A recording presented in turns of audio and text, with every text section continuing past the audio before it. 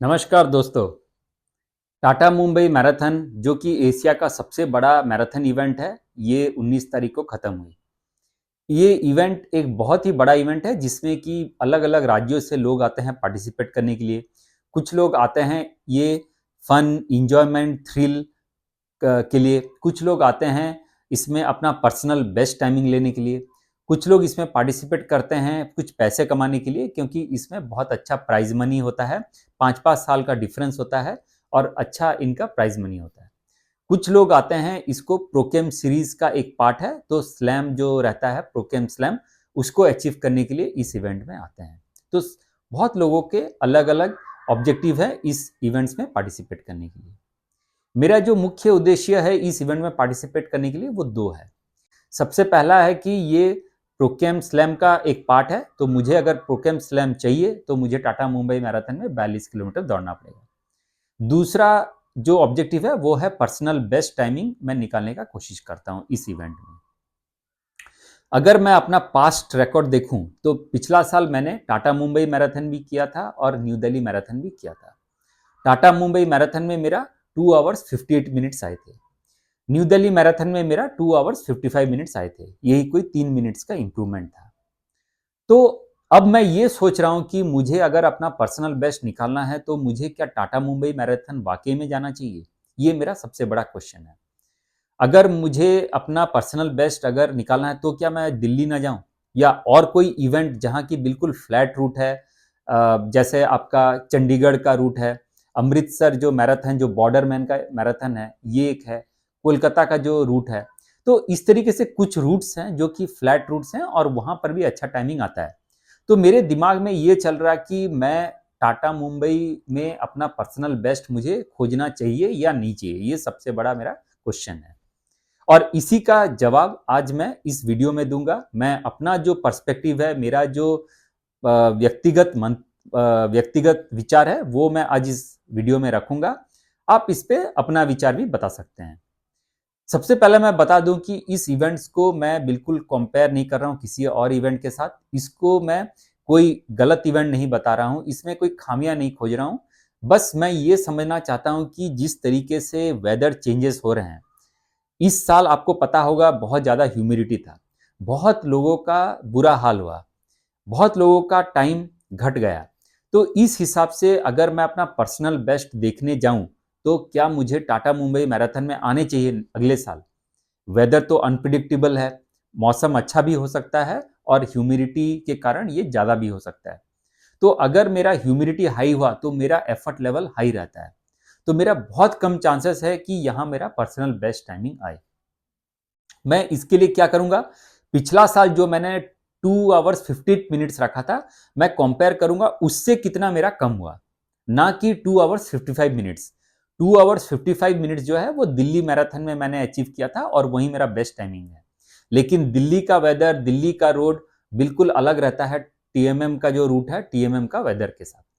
तो आप ये सबसे पहले समझ लें कि कभी भी अपना जो पर्सनल बेस्ट जो टाइमिंग है वो अलग अलग जगह से कंपेयर ना करें। जिस रूट पे आपने किया हो उसी रूट पे आप देखें कि वहां पर आप अचीव कर पा रहे हैं कि नहीं। तो वेदर कंडीशन इस बार बहुत ही बुरा था, बहुत हाई ह्यूमिडिटी था, जिसके चलते चलते बहुत ज़्यादा एफर्ट लगाना पड़ा रनर्स को। तो इस हिसाब से मुझे जो समझ में आता है कि मेरा पर्सनल बेस्ट टाइमिंग शायद इस बार होता भी तो 1 मिनट का ही होता, उससे ज़्यादा नहीं होता। तो अब आपको अच्छे से समझ में आ गया होगा कि टाटा मुंबई मैराथन जिस में जो सबसे ज़्यादा चैलेंजिंग फैक्टर है वो है वेदर। अगर आपका वेदर अच्छा रहता है तो इसमें बहुत चांसेस है कि आपका अच्छा टाइमिंग आएगा। अगर ह्यूमिड कंडीशन रहेगा तो आपके चांसेस कम रहते हैं क्योंकि उसमें स्ट्रगल ज़्यादा रहता है। सेम चीज़ ऐसे ही प्रोकेम का और एक इवेंट है जो कि टीसीएस 10 के बेंगलुरु में होता है अप्रैल मंथ में। ये बहुत ही अच्छा इवेंट है, बहुत ही अच्छा रूट है और इंडिया का, एशिया का इनफैक्ट 10 किलोमीटर में सबसे बेस्ट इवेंट है। बट इसमें क्या होता है कि भीड़ बहुत ज़्यादा होता है स्टार्ट पॉइंट पे। भीड़ के कारण क्या होता है, 10 किलोमीटर का जो विंडो है वो बहुत कम रहता है। आप यही कोई 30 मिनट, 32 मिनट, 33 मिनट, 34 मिनट में करना चाहते हैं। अगर उसमें 1 मिनट भी या कुछ सेकंड्स भी अगर मिस होते हैं तो आपको वो कवर करना बहुत टफ रहता है। स्टार्टिंग पॉइंट पे बहुत ज़्यादा इनका भीड़ होता है। 2023 तक इनका कंतिरवा स्टेडियम में होता था, लेकिन लास्ट ईयर इन्होंने एक पैरेड ग्राउंड पे मिलिट्री का जो है वहां पर आयोजित किया। कुछ हद तक बहुत ही अच्छा रहा, लेकिन इसमें फिर भी चांस रहता है कि भीड़ बहुत ज्यादा होते हैं। तो 10 किलोमीटर में इनिशियल जैसे ही स्टार्ट होता है तो भीड़ बहुत होने के कारण लोग धक्कम धुक्की देते हैं, एक दूसरे के ऊपर चढ़ भी सकते हैं, गिर भी सकते हैं। इस वजह से आपका पर्सनल बेस्ट टाइमिंग नहीं आ सकता है। तो आप कोशिश करें कि ऐसे इवेंट चूज करें भारत के कहीं पर भी हो, जहां पर फ्लैट रूट हो, मिनिमम एलिवेशन हो, वहां पर वेदर बहुत अच्छा हो, और वो अगर छोटे शहर में भी हो रहा हो तो आप उसको अवश्य ट्राई करें, क्योंकि वहां पर आपका पर्सनल बेस्ट टाइमिंग आने के बहुत चांसेस है। मेरा जो हाफ मैराथन का जो बेस्ट टाइमिंग, ये मेरा पुणे सिटी में आया था पिछले साल, और वो भी मार्च में, और बजाज एलियंज का जो इवेंट था, मुझे उसमें सबसे अच्छा लगा कि वेदर बड़ा फेवरेबल था, क्योंकि ये अक्टूबर नवंबर मंथ में होता है, फ्लैट रूट था, कोई दिक्कत नहीं हुआ मुझे। तीसरा ये है कि इसमें मुझे पेसिंग मिला। जो एलिट्स लेडीज रनर्स हैं ये मेरे आगे थे, तो मुझे एक बहुत अच्छा पेसिंग मिला, मैं इनके पीछे पीछे गया। मुझे मेरे जो एज कैटेगरी के बहुत ही कम लोगों मुझे मिले, तो लेकिन मैं इनका सहारा लेके इसमें मेरा बेस्ट टाइमिंग जो है 1 घंटा 21 मिनट में मैंने फिनिश किया। तो अगर आप कोई इवेंट में जाना चाहते हैं पर्सनल बेस्ट टाइमिंग के लिए, तो आप ये सारे चीज ध्यान में रखें। सबसे पहला, एलिवेशन आपका मिनिमम होना चाहिए, 0 होना चाहिए।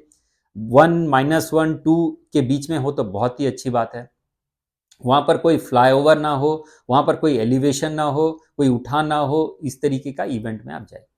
दूसरा चीज है वेदर। आप कोशिश करें इवेंट्स जो कि अक्टूबर से लेके फरवरी तक, इस बीच में आप इवेंट में पार्टिसिपेट करने का कोशिश करें, क्योंकि ये जो इस समय मौसम बहुत अच्छा रहता है, ठंड का मौसम रहता है, बॉडी को बहुत अच्छा फील होगा। आप रनिंग करेंगे, आपका बॉडी में उतना प्रेशर आएगा नहीं। अगर आप कोई भी इवेंट अप्रैल के बाद करते हो तो बहुत चांसेस है कि उसमें आपका स्ट्रगल रहेगा, या उसमें पर्सनल बेस्ट आपका नहीं आ पाएगा।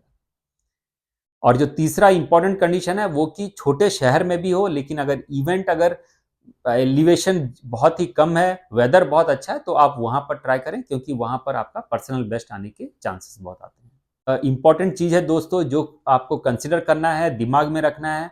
अगर आप कहीं पर भी जाते हो, वो चाहे टाटा मुंबई मैराथन हो, चाहे न्यू दिल्ली मैराथन हो, हर इवेंट का अपना एक चैलेंज होता है, हर इवेंट का अपना एक प्रॉज होते हैं और कॉन्स होते हैं।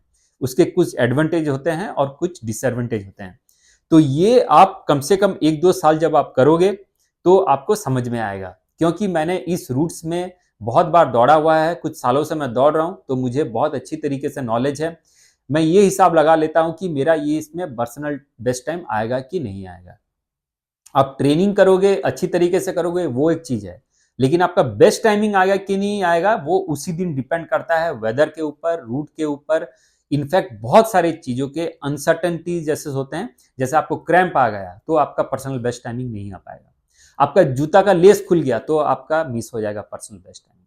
अगर आपको पैर में कहीं पर पेन आया तो उस वजह से भी आपका रेस नहीं आएगा। तो ये जो पर्सनल बेस्ट का जो हम पैशन रखते हैं, कोशिश करते हैं कि अचीव करना, ये बहुत अच्छी बात है, बट आप हमेशा एक एक्सपेक्टेशन रखें कि ये आ भी सकता है, नहीं भी आ सकता है, और उसी हिसाब से आपका जो एक्सपेक्टेशन है उसको मैनेज करें।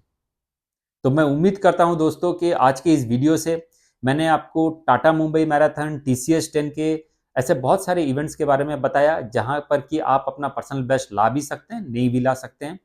कौन कौन से ऐसे फैक्टर्स हैं जो कि आपका पर्सनल बेस्ट टाइमिंग डिटरमाइन करते हैं, ये मैंने आपको समझाया। आपका कोई भी क्वेश्चन हो, कोई भी आपका क्वेरी हो, मुझे आप कमेंट में दें, मैं आपको सॉल्व करूंगा। फिलहाल अभी मेरे साथ बहुत लोग जुड़े हैं जो कि टाटा अल्ट्रा मैराथन के लिए प्रिपरेशन कर रहे हैं, और न्यू दिल्ली मैराथन जो कि होने वाली है उसके लिए प्रिपेयर कर रहे हैं। तो अगर आप मेरे साथ जुड़ना चाहते हैं, ट्रेनिंग लेना चाहते हैं, तो आप मुझे व्हाट्सअप करें मेरे इस नंबर पे, मैं आपको सहायता करूंगा। मुझे बहुत सारे कॉल आते हैं दोस्तों, और उन कॉल में मैं ये महसूस करता हूं कि लोग सीरियस नहीं है। उनको इन्फॉर्मेशन चाहिए रहता, लेकिन उनको ट्रेनिंग करना नहीं रहता। तो मैं आपको ये निवेदन करता हूं कि अगर आपको मेरे से ट्रेनिंग लेना है तो ही कॉल करें। इन्फॉर्मेशन अगर चाहिए तो आप मेरा यूट्यूब के जो कमेंट्स हैं इसमें आप डालें, मैं आपको उसमें सपोर्ट करूंगा। ट्रेनिंग का एक बहुत ही मिनिमम कॉस्ट रहता है जो कि आपका ना के बराबर है, और ये आप 3 महीना 2 महीना आराम से कर सकते हैं। ट्रेनिंग का मतलब है बॉडी को तैयार करना। इस बीच में मैं आपको समझाऊंगा कि किस तरीके से आप अपना 10 किलोमीटर का बेस्ट टाइमिंग निकाल पाएंगे, किस तरीके से आप इंजरी फ्री रहेंगे, रनिंग के प्रोसेस क्या हैं, रनिंग के स्ट्रक्चर्स क्या हैं, हर हफ्ते आप कैसे अपना बिल्टअप बनाएंगे, अपना माइलेज बढ़ाएंगे, एंड्योरेंस पे बढ़ाएंगे, आप कैसे अपना स्टेमिना बढ़ाएंगे, इंजरी मिनिमम से मिनिमम होने के चांसेस हैं, और मैं आपको उसमें गाइड करूंगा। नमस्कार।